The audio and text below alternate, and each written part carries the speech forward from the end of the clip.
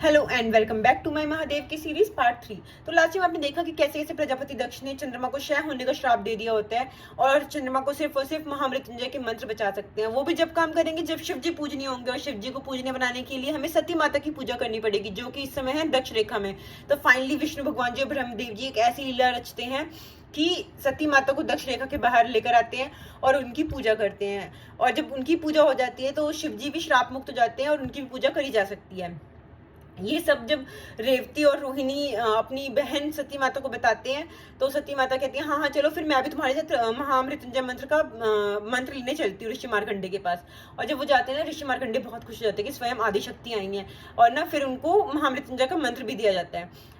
Finally सब लोग मिलकर चंद्रमा के श्राप मुक्त करने के लिए महामृत्युंजय का मंत्र जाप करते हैं।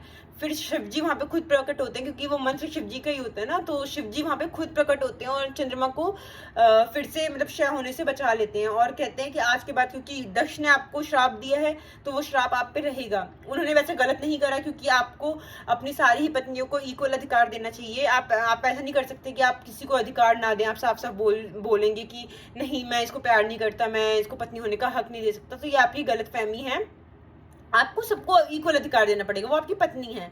तो चंद्रमा को अपनी गलती का वो होता है, एहसास होता है, और वो माफी मांगते हैं शिव जी से। तो शिव जी कहते हैं कि कोई बात नहीं, अब वो अपने शीश पे धारण करेंगे चंद्रमा को, लेकिन क्योंकि प्रजापति दक्ष ने श्राप दिया है तो वो श्राप का असर रहेगा और हर धीरे धीरे 15 दिन पे वो क्षय होते चले जाएंगे। और फिर 15 दिन बाद वो फिर से धीरे धीरे धीरे धीरे अपना रूप अपने स्वरूप में आएंगे। इसी तरह से हर 15 दिन पे अमावस्या और पूर्णिमा आती है। उसके बाद क्या होता है ना कि फाइनली ये सब कुछ होता है। तो सती माता ने ना बहुत बार शिव जी को बोलने की कोशिश करी होती है कि मतलब मैं आपको पसंद करती हूँ, मुझे आपसे विवाह करना है। शिव जी हर बार मना कर देते हैं, क्योंकि ना वो कहते हैं कि आप मेरे लिए अभी अयोग्य हैं, आप मनुष्य बंधन में बंधी हुई हैं, आपको अपने माता पिता के लिए भी आपके कुछ फर्ज हैं, आपको वो पूरे करने हैं। आपके माता पिता जहाँ कह रहे हैं आप वहाँ पे शादी करो, आपके माता पिता जो कहेंगे आपको वो करना चाहिए। तो फाइनली ना सती माता को इस चीज का बहुत दुख लगता है कि बार बार शिव जी उनको रिजेक्ट कर रहे हैं। और ना वो जब और हाँ, उस बीच में ना जब प्रजापति दक्ष को पता चलता है कि ना सती ने शिव को वो कर दिया है, श्राप मुक्त करा है, तो उनको बहुत गुस्सा आता है और वो ना सती माता को मृत्यु दंड देने पहुंच जाते हैं। लेकिन वहां पे शिव जी भी होते हैं, उनको तो ना जब ये सती माता को मारने वाले होते हैं तो शिव जी को गुस्सा आ जाता है और ना वो प्रजापति दक्ष को मारने वाले होते हैं। सती माता उनको रोक देती है, बोलती है अगर मेरे पिताजी अपने सबसे प्रिय पुत्री को मृत्यु दंड दे रहे हैं तो मैंने जरूर कुछ ऐसा करा है कि उनको बहुत ठेस पहुंची, इसीलिए वो ऐसा कर रहे हैं। आप प्लीज उनके साथ ऐसा कुछ भी मत करिए। और ना प्रजापति दक्ष वहां से चले जाते हैं नाराज होकर। लेकिन बाद में फिर उनको पता लगता है कि हाँ चलो शिव जी और सती के बीच में ऐसा कुछ भी नहीं है, तो वो खुश हो जाते हैं, शांत हो जाते हैं। और फिर जो माता प्रसूति है, सती माता की माँ और प्रजापति दक्ष दोनों मिलकर डिसाइड करते हैं कि हम सती की शादी करेंगे। और ना सती से पूछा जाता है कि ना हम आपके रिश्ते भिजवाने वाले हैं, तो अब आप शादी करने के लिए तैयार हैं या नहीं है। तो सती माता मना कर देती हैं, क्योंकि उनको तो शिव जी से प्यार था। और ना ये चीज दोनों को ही, उनके माता पिता को पसंद नहीं आती कि उन्होंने मना कर दिया। तो ना वो सती माता को राजी करने के लिए एक पूरा नाटक करते हैं समाधि लेने का, कि हमने तो अपनी सारी पुत्रियों की शादी कर दी, सिर्फ आप बचे थे और आपने भी बोल दिया अब आप भी अपने मन से ही शादी करोगे, आप हमारे मन से तो शादी करोगे नहीं, तो अब हम समाधि लेने जा रहे हैं, अब हमारा क्या काम है यहाँ पे। तो ना इसके बाद सब लोग उनको बोलने लगते हैं सती माता को प्लीज माता पिता को रोकिए। वो भी बहुत कोशिश करते हैं कि माता पिता मत जाओ। फाइनली सती माता को एग्री करना पड़ता है कि हाँ ठीक है, आप जहाँ पे भी जिससे भी कहेंगे मैं शादी कर लूंगी। और ना उसके बाद ना उनको भी शिव जी पे बहुत गुस्सा आता है कि शिव जी भी बार बार उनको मना कर रहे हैं, क्योंकि वो तो त्रिकालदर्शी है, वो तो कुछ भी कर सकते हैं, वो तो शादी कर सकते हैं। तो जब सती माता हाँ कर देती है शादी के लिए, तो प्रजापति दक्ष हर जगह सती माता का रिश्ता भिजवाते हैं। लेकिन क्या होता है ना कि सती माता से कोई भी शादी करने के लिए तैयार नहीं होता। सब लोग बोलते हैं महादेव की प्रेमिका से शादी कैसे कर सकते हैं, और सब लोग रिश्ते को मना कर देते हैं। फिर प्रजापति दक्ष को टेंशन होती है कि अब सती की शादी कैसे कराऊं, मैं किससे कराऊं, क्योंकि मैं महादेव से तो शादी करा नहीं सकता इनकी। फाइनली उनको एक रिश्ता मिलता है जहाँ पे ना लड़का बहुत ही ज्यादा बदसूरत होता है, उसका नाम होता है सतभीष। लेकिन ना वो शादी के लिए एग्री कर लेता है। तो ना वो उनकी शादी उसी से फिक्स कर देते हैं, क्योंकि उनको है कि मैं किसी से भी शादी करा दूंगा बट महादेव से नहीं कराऊंगा। और बाद में कहते हैं कि सती की जैसी किस्मत है, कोई बात नहीं, हम उससे शादी करा देंगे। लेकिन अभी ये सती माता की माता को नहीं पता है, माता प्रसूति को नहीं पता है कि उनकी शादी किसी बदसूरत से लड़के से करा दी गई है। और जब उनको पता लगता है ना प्रसूति माता को कि उसकी शादी सतभीश से फिक्स हो गई है, और वो जब सतभीश को देखती हैं तो वो मना कर देती है, तुरंत मना कर देती है, सती का भी कोई डिसीजन नहीं लेती। तो ना जब सती माता देखती है, सती माता तो हाँ कर देती है कि ठीक है, आप लोग जिससे भी कहोगे मैं कर लूंगी शादी। लेकिन प्रसूति उनके बिहाफ पे मना कर देती है कि नहीं, अब मैं अनशन कर लूंगी, मैं तब तक अन्न ग्रहण नहीं करूंगी जब तक ये शादी टूट नहीं जाती, नहीं तो या फिर ये रूपवान हो जाए।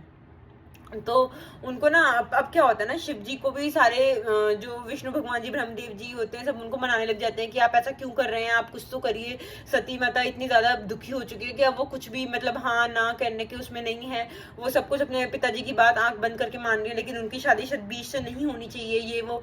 लेकिन ना फिर शिव जी मनुष्य का रूप धारण करके जटा बनकर, जटा से वो एक मूर्ति कारक बन जाते हैं, जटा नाम के मूर्ति कारक, जो ना किसी की भी मूर्ति बनाएंगे वो इंसान रूपवान हो जाएगा, या किसी की तबीयत खराब है तो उसकी तबीयत सही हो जाएगी। तो फाइनली ना वो जटा बनकर सिर्फ और सिर्फ सती माता के लिए धरती पर जाते हैं। और ना फिर फाइनली प्रजापति दक्ष को जटा के बारे में पता चलता है, और वो ना सतभीश को सुंदर करने के लिए जटा को लेकर आते हैं कैसे जैसे रिक्वेस्ट करके। तो जब जटा ना सतभीश की मूर्ति बना के उसको खूबसूरत बना देता है, लेकिन ये सब इन सब के बीच में भी बहुत सारी चीजें होती हैं, और सती माता को पता चल जाता है कि जटा स्वयं महादेव हैं। और ना वो उनसे बहुत ज्यादा नाराज होती है, बोलते हैं कि आप जब आप त्रिकालदर्शी हैं, आप सब कुछ कर सकते हैं, तो आप ये शादी क्यों नहीं रोक सकते, आप मुझसे विवाह क्यों नहीं कर सकते। तो महादेव जी कहते हैं कि ठीक है, मैं तुमसे विवाह करने को तैयार हूँ, क्या तुम अभी के अभी अपने पेरेंट्स को छोड़कर मेरे साथ चलने के लिए तैयार हो, जिन्होंने तुम्हें इतना पाला पोसा है, जिनकी तुम इतनी प्रिय पुत्री हो, क्या तुम उनके अगेंस्ट जाने के लिए तैयार हो। तब सती माता सोच में पड़ जाती है, बात तो सही कह रहे हैं महादेव जी, वो तो नहीं जा सकती थी अपने ऐसे माता पिता को छोड़कर। तो वो मान जाती हैं, कहते हैं हाँ महादेव जी सही कह रहे हैं, जिससे मेरे माता पिता कह रहे हैं मैं शादी कर लूंगा। और ना जब सतभीश की सुंदर मूर्ति बन जाती है ना, तो उसके बाद वो मूर्ति कारक को बोलते हैं कि रुको, अब आपको सिर्फ इतना ही काम नहीं करना है, आपको एक और काम करना है, आपको यहाँ पे महादेव की वो जो दरबान टाइप की मूर्ति बनानी है, ताकि सबके जब सती की शादी हो तो वो विवाह में उनकी दरबान वाली मूर्ति रख सके। और ना जटा एग्री कर जाते हैं, और जटा अपनी खुद की मतलब महादेव होते हैं वो अपनी खुद की मूर्ति बना देते हैं दरबान वाली। उसके बाद जब सतभीश होता है ना, सतभीश के अंदर ताड़कासुर की आत्मा, मतलब ताड़कासुर कुछ तो मतलब करता है कि उनको तो सती माता को मारना है। ताड़कासुर ना सतभीश में कोई राक्षस ले आता है, और जब ये लोग सतभीश फिर सारा खेल वेल करके ना सती माता को कहता है कि हम लोग पहले पूजा करेंगे विष्णु भगवान जी की जाकर, उसके बाद ही हम शादी कार्यक्रम आगे आरंभ करेंगे। और सती माता को लेकर जाता है, वहां पे वो सती माता पे हमला कर देता है, उनको जान से मारने की कोशिश करता है, लेकिन महादेव जी बचा लेते हैं।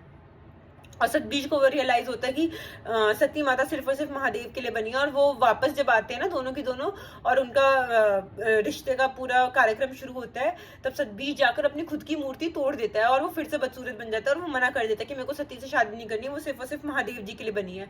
और ना वो वहां से चला जाता है, सब लोग बहुत ज्यादा गुस्सा हो जाते हैं। उसके बाद ना प्रजापति दक्ष क्या होता है, कहते हैं कि ठीक है मैंने सब कुछ करके देख लिया, अब सती की शादी एक से बढ़कर एक रिश्ते आएंगे, और सती अपने मन से अपना जीवन साथी चुनेगी।